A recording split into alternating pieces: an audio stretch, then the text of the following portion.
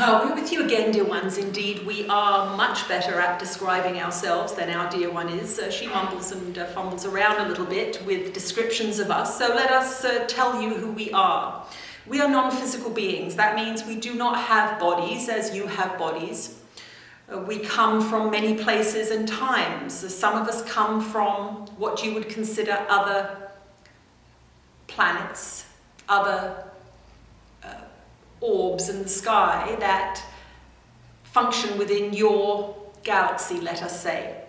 Others of us come from places that are in the past. Others come from places that do not exist, that are out of time and out of what you would consider three-dimensional reality. Now, some of us, there are many of us, but beyond number, we are not individual, as you are obsessed with individuality. Of course, in the non-physical, that is not the case. So this is the beginning of changing your idea of what bodies are. This is going to be the lecture. So think about this, that we have no bodies. Some of us, aspects of us, have incarnated into the physical plane and have had relationships with this being or aspects of this being in previous, what you would call incarnations. Although incarnations are not linear, they are not structured the way that you have been taught. They are simultaneous. So we want you to visualize a three-dimensional quilt that is connected in all directions, in all ways, traveling in many different dimensions. Those are your incarnations. They're all connected. They are in many different levels, many different places, many different times. And so this is our relationship to this being here that you see as an individual body. So we want you to think about just what you are experiencing in this moment, that you see this being before she channels us. She has an ordinary conversation, an ordinary human experience. And then as she allows us to come through, her consciousness slips to the back. She's watching us do this. She's in the back seat, paying attention, just as you are. We have control of her body at this time. We are able to move it in any way that we wish to. So think about this. You seem to think that your consciousness and your body are inextricably stuck together, that you must experience them both in the same place in the same time. But as you witness this experience, you can see that consciousness can be moved aside. So there are implications of this as you think about the body, as you think about your own body, that your consciousness does not require your body to exist. And this is the fundamental truth of your experience here. And this is the fundamental problem that Westerners have. They assume that consciousness and their body are stuck together and that they cannot leave their body.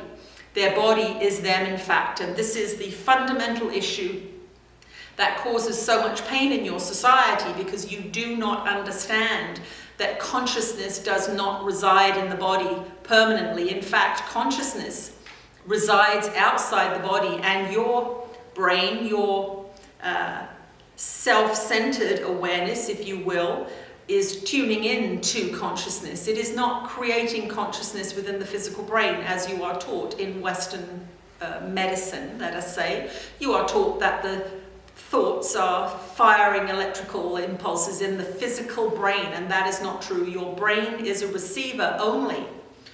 And so if you are understanding this principle that the brain is a receiver, you must think about what the body is, in fact. And so we will go into a story about the body. Now bear with us, this is going to stretch your understanding, and we want you to be uncomfortable because most of you are in what you call a comfort zone. That is very small, that is a very limited self.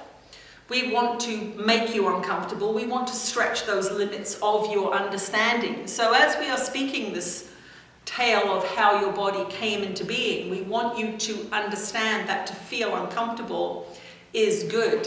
That means that we are adding some information that your understanding of the world does not have anywhere to put it. So this is a wonderful thing. Please try not to run from the room as we make you uncomfortable. Just sit with it. Understand that as you educate yourself, as you step into new horizons, you are going to feel a little uncomfortable, like learning to ski, for example. Not much fun in the beginning, falling down a lot, terrified of chairlifts, these kinds of things. But as you expand your physical capacities, as you expand your ability to express yourself in that arena, then you are opened up to new vistas of beautiful sunrises on mountaintops and zooming quickly as if flying down the slopes. We are using this analogy because we have some skiers in the audience who will understand this. And there will be people who are not skiers who wish that they could fly down the slopes, but they are too limited. And so this is the same thing with consciousness. If you keep yourself limited, there are such wonderful vistas that you will see. There are such beautiful views that you will experience if you are brave enough to step out of your control zone, out of your comfort zone. So, your body is not what you are. Your body is animated by you. We like to use the idea of a corpse. So think of a corpse devoid of life, devoid of color, devoid of motion. That is in fact what your body is. Your essence, your spirit, your soul, your consciousness animates that physical thing. There is nothing, absolutely nothing that your body does of its own volition. And this is something that the Western mind must really think about, that you must really come to an understanding of, because you have stories of genetics, you have stories of instincts, you have stories of many, many things that imply that your body has volition of its own. Now, your separation from understanding manifests as a separation from your body. That is part of your experience here. If you believe something to be true, you experience it as true. That is how this gig works. So, if you believe your body is who you are, and things are happening that you do not like, then you will say the body has its own volition. You will say that the body has desires of its own that you are not in control of. You have to get that cup of coffee because your body wants it. The truth of the matter is you want it, and you are not connected to that part of yourself. You are not connected to what is driving you to get substances. So these substances can occur in all shapes and forms, as you understand. It may be alcohol, it may be cigarettes, it may be shopping, it may be watching television. There are many ways you medicate yourself in this society. And there are many habits that you have that you blame the body for, but the body does nothing in and of itself. It only ever does what you tell it to. But many of you do not understand that you are telling the body to do these things. You are not in touch with the thought processes, and you are not in touch with the belief structures that drive your behavior. And so you do not see the body as your vehicle. You do not see the body as something that belongs to you only temporarily, as a way to allow you to experience and to communicate on this journey. You see it as a liability because it has all of these things that it seems to do. It seems to get sick by itself. It seems to want this and it seems to want that. It seems to eat too much food. It seems to drink too much alcohol. It seems to do many, many things. It seems to be afraid. It seems to. But that is all you. And because of the way your thoughts about the body are structured, because of the things you are allowed to believe in your society, you project all of these things onto the body. And so what happens is your body becomes a repository of things that you do not want to deal with. And so you have this tentative peace in your mind. You have this ability to be okay with yourself, sort of.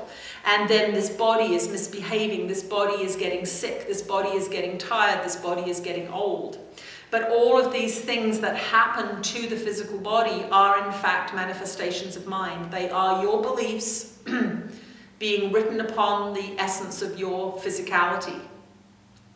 And so this is the biggest change for the Western mind, to truly understand that there is not one single thing about the body that is not you expressing thought, that is not you expressing belief. The upside of this is that you are able to heal yourself of sicknesses. You are able to age in a different way than you are told you are able to age in this society. Your body does not, in fact, need to age the way it does at all. Your body represents all of the friction, all of the fears, all of the limitations in the form of aging, in the form of sickness. That is what is happening. And so you feel powerless, you feel as if this body is happening to you. But the truth of the matter is, you are happening to your body. You are making your body do, feel, create everything that it appears to be creating. In fact, the body does not create anything itself. It does not create cancer. You are manufacturing your body from thought every second of every day. That is what is happening. And so as you feel fear about financial lack, your body is immersed in fear, and that will bring a little bit of aging, that will bring a little bit of sickness. As you judge your neighbor, as you feel that hatred coursing through your body, as you feel your heart closing, your heart gets a little sicker. You will get a little plaque forming on your heart, blocking your heart because you are blocking your heart. You will lose the sight in your eyes because you do not wish to see. This is a very symbolic area of loss in your society because you do not wish to see the truth. That is part of this separation experience. And so we will backtrack a little bit here. We are going to tell you the story of how the body came into being, because this is one of the foundational elements of our teaching. You must understand what this world is. You must understand why it has come into being, and you must understand why you are apparently trapped in a body. So there was a time in the now, in the distant now, in the future now. We are going to mess with your heads a little bit here because you want it to be in linear time, but it is not in linear time. So we are going to say some phrases that will not allow you to hang this on any hook that you have in your cloakroom at the moment. We are going to make you circle a little bit. We are going to bring your minds to a place where they cannot quantify, where they cannot label, where they cannot put anything in boxes. So this time does not exist in space. This time does not exist in three-dimensional reality. But there was a moment when Divine Mind had an idea, a mad idea it was, as if you are sitting there and suddenly you think, shall I jump on the table? Some of you have these random ideas. Shall I drive my car into that telephone pole? This is the kind of idea that skittered through the mind of divinity, and it, in its absolute power, in its absolute creative ability to manifest instantaneously, followed that wild thought of separation down into experience. And that was the beginning of the incarnational cycle. That was where a mad idea from Divine Mind experienced itself for the first time as something separate from unity. You hear these stories of everything being one. This is the truth of your home, but this place is not your home. So you hear those words, we are all one, but it does not feel like it.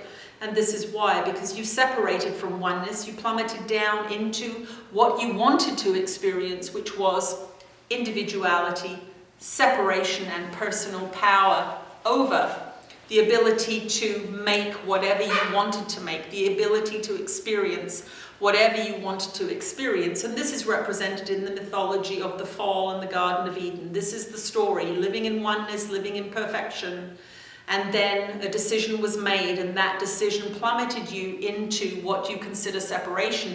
As you plummeted into separation, the fear arose, the confusion arose, because to be removed from oneness when that is all you have known is a terrifying experience. And so you began to, as this spark of Divine Mind, you began to rush around in not in physical terms, but in the ideological terms, you began to try and save yourself from the feelings of terror and separation. And so you projected out everything that you did not want to experience. It was such an overwhelming feeling of separation, such an overwhelming feeling of fear that you could not tolerate it. And so you began to bring up into movie screen projection. This is what you understand, this idea of looking at images. This is what you did to try and retrieve some sense of peace, to try and retrieve some sense of removing anxiety from the mind. And this is the beginning of your incarnational history, this idea that guilt and fear and separation are intolerable, and so you project it out. And from that, because you are divine created beings, you made a world of it. You made a world of the things that you fear. You made a world of the things that you could not tolerate. And these are the mad ideas of separation, ideas of lack, ideas of worthlessness, ideas of guilt, ideas of fear that arose as you separated from yourself from oneness, because you were so convinced that you were going to be punished for this ridiculous, insane act. And so you made these objects outside of yourself to give you some place to put your guilt, to find some place to put your hatred, to find some place to put your fear, because you could not tolerate what you had done. And so this is your incarnational cycle. That means that you are in a separated state. And as long as you believe in a separated state, your mind will stay in that place. And so now, part of that separated state required somewhere to put guilt, required somewhere to house fear and house unconsciousness. And that is what brought the physical body into manifestation. This physical body is a physical representation of separation. It is not made by God, as you have been taught. It is not divinely inspired, as you have been taught. It can be directed towards divinity once you begin to wake up. But for most of you, when you are born into a physical body, you believe it hook, line, and sinker, so to speak. And this is a projection of separation. It is the piece of evidence that you go to prove to yourself that you are alone. It is the piece of evidence that you go to prove to yourself that you are inadequate. It is the piece of evidence you go to as your salvation, because it is the only thing that you can think of that will bring you what you want. It will bring you in contact with those things out there that you desire, those things out there that you think will return your peace to you, that you think will take you home. And that is the journey that the human in the Western world is on. Some other societies have other stories, but we are here to work with the Western mind. We are here to teach the Western mind because it has specific problems.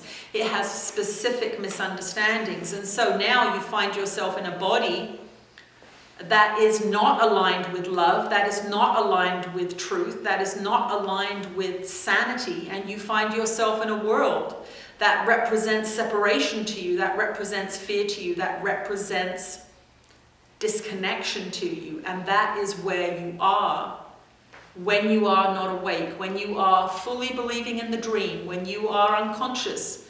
That is what you see. You see yourself as a body, fallible, able to be killed at a moment's notice, aging and dying in sickness. And you see a world that is unfriendly. You see a world that is not full of love, and you hear this story of God having created this world, and you shake your head and say, this cannot be true. What kind of God would make a body so fallible? What kind of God would make a world that is so vicious and unloving? And the truth of the matter is that God did not make any of this. You made it up yourself. You made it up as a place to hide your fears, your guilt, your separation. And so if you understand this story, then you begin to be able to relate to the body as that which it is, which is a symbol of separation. And so you will stop going to the body seeking happiness, your body or somebody else's body, because the body cannot provide connection, because it symbolizes separation. And so this is why so often when you get into physical, sexual relationships with each other, that you feel the ego mind kicking up. We will define the ego mind in a little moment, but you understand that humans can look quite sane on the outside until they get into a physical relationship, and then all hell breaks loose. Why? Because the physical body, the connections with physical body triggers the ego. It triggers the ego because the body is the ego's playground. That is why the body causes so many problems in terms of sickness. That is why the body causes so many problems in terms of aggression. What do you do when you hate somebody? You want to attack their body. That is the place that the ego uses its limited vision, uses its hateful vision, uses its desire for separation. It will use the body for that. And so it is very important to understand this process, that the body, focusing on the body too much, strengthens the ego. Now, some of you who are involved in yoga, for example, it is tricky in the Western world because the Western way of looking at yoga can be very body oriented, and you can get yourself in a bit of a pickle if you are not balancing the focus on the body with the philosophy of yoga, if you are only looking at the physical aspect of it. So here we are now, we find ourselves in a physical body that is the representation of separation. And you find yourself in a mind that is projecting things outside of it to keep itself in comfort. So let us say you are observing an activity that you do not like, or a person that you do not like, or some event that you do not like, and you judge it as unacceptable. What happens in that moment is that you reinforce the separation. So here you have aspects of your own mind, your own fears projected out. And as soon as you judge with that I am the good guy attitude, that is the bad guy out there attitude, you reinforce the separation. And in that moment of judgment, you feel a lack of love. You feel a loss. You blame it on the thing that you are observing. But in actual fact, it is your judgment of the thing that you are observing that has caused the loss. It is the increase in the separation idea that has happened in that moment. And so you will feel negativity coursing through your body, and that is your body aging a little bit. That is your body getting sick a little bit. And it is coming not from the event, not from the person, the place, or the thing that you are judging, but it is coming from your own mind's fear and your own mind's self-righteousness. And that is what causes aging. That is what causes sickness. It is all of these judgments. And they do not have to be big judgments. Do not think that it must be a passionate hatred of somebody that will cause this. It can be the small judgments of looking at somebody and judging them as less than you. It reinforces the separation. It weakens the body. So as you are traveling through this unconscious experience, and that is the state of being that most human beings are in. They see themselves as a body that does random things. They see all of these activities outside of them, people, places, and things, as objective, nothing to do with them. This is not my world. I did not make this world. So I can judge it, saying that it is terrible, saying that those actions are wrong. But when you do that, you keep reinforcing the separation. And so this is why the great teachers have always taught forgiveness, because forgiveness, not in the Christian sense of the word, that you have done something bad and because I am so wonderful I will let you off the hook. Not that kind of forgiveness. But the forgiveness that is non-judgment, the forgiveness that comes because you understand that this world is a projection of your own mind, and that when you judge it, you cause an increase in a feeling of separation, an increase in a feeling of loneliness, an increased disconnection from that which you call God. And so you feel worse and worse, and it ends up in depression, it ends up in rage, it ends up in many, many things. It ends up in great number of sicknesses in your society, and people do not understand that these constant and unrelenting judgments that they make are reinforcing the separation, and they are disconnecting you from the flow of love that wants to come to you. So, in this journey into fear that you have taken, in this journey into separation that you have decided to undertake, you have not been abandoned by love, but you have abandoned love in that journey. And so what you must understand is that it is your focus, it is the way your mind works that is going to reconnect you to source, that is going to reconnect you to the love that is always there. It has not gone. There are many of you that feel you are abandoned by God, if you will, that word that is so loaded in your society. But in fact, the truth of the matter, it is you that have left God. It is you that has focused on the body. It is you that has focused on the material. It is you that has focused on hatred or judgment or fear. And so it is you that must change your mind. And that is the foundational element of the teaching that we bring. That through the transformation of mind, through the understanding of these principles of separation and projection, and the never-ending flow of love that is coming to you from the divine, because the divine has not changed. It has stayed there in oneness, it has stayed there in unity, it has remained exactly as it always was. It is the fractured mind, the split mind that has descended down into separation, has descended down into this experience of physicality. And so it is your mind, your creative mind. It was your creative mind that got you here in the first place. It was your mind desiring separation. It was your mind desiring individuality and the ability to make whatever you wanted and to experience whatever you wanted. It is your mind that must change. It is your mind that must transform itself through focus, through understanding, and through the interpretation of your guidance system.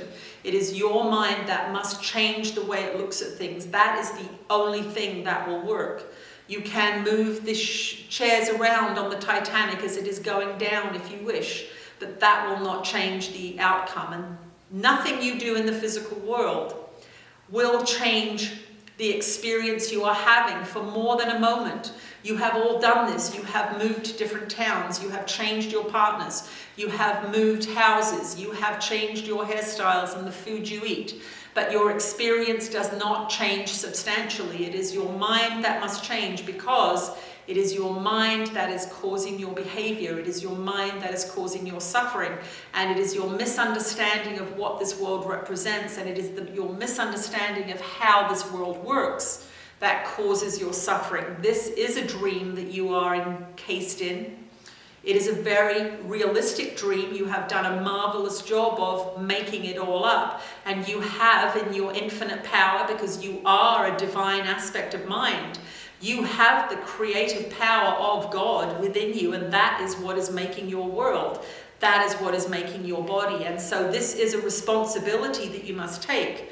When you begin to understand this, when you begin to understand that you are making this body as a representation of your state of mind, as a representation of that which you believe in, then you must look at how you judge the world, how you judge others, how you cave to your fears, how you indulge yourself in temptations of the world. Now, we do not want to sound religious. We are referring to things like temptation. When you understand this story, this world is offering you opportunities all the time. And by its nature, because you have created it to represent separation, you have imbued it with everything that you fear, everything that you lust after, everything that you think will make you happy. And you have this game playing going on where you are seeking outside of yourself, because your mind is separated. That which you need is contained out here. That which you fear is out here. But what you have to do through the practice of forgiveness, through the practice of understanding and transformation of mind, you must welcome this part of your mind back to yourself. How do you do it? You do it by loving it. You do it by refusing to judge it. You do it by welcoming it home. And what you do in ordinary human terms is you stop judging. Your dearest friend in the whole world is judgment. It is your best friend. You play with it all the time. But it is causing the hell in which many of you live. It is causing the pain in your bodies. It is causing the feeling of isolation and separation. The wonderful joy of this knowledge is that you do not have to do anything in the physical world to change your world. You change your mind. As you change your thoughts, your world has to reflect it. That is how creation works. This world came into being from your misaligned thoughts, from your fears, from your separation ideas, from your ego mind, if you want to call it that. And so as you begin to change your mind, as you begin to refuse to judge those beings that are attacking you, those events that seem aggressive, car accidents, falling and twisting your ankle, these kinds of things, these are reflections of your vibrational state. As you begin to change your internal world, you will have a different reflection coming back to you. And as far as the body is concerned, you will have a different reflection coming back from the body, because the body does nothing of itself. It is a corpse only, animated by your passions, animated by your prejudices, and animated by your fears, animated by your misunderstandings. So as you correct these things, your body will begin to change. And as you exert your will, as you exert your focus to begin to transform your world, you will be able to transform your body. So if you do not wish to age in the way that you are told in the society, if you do not wish to get sick the way you are told you have to in the society, the thing you must remember is that your body is your manufactured symbol of separation.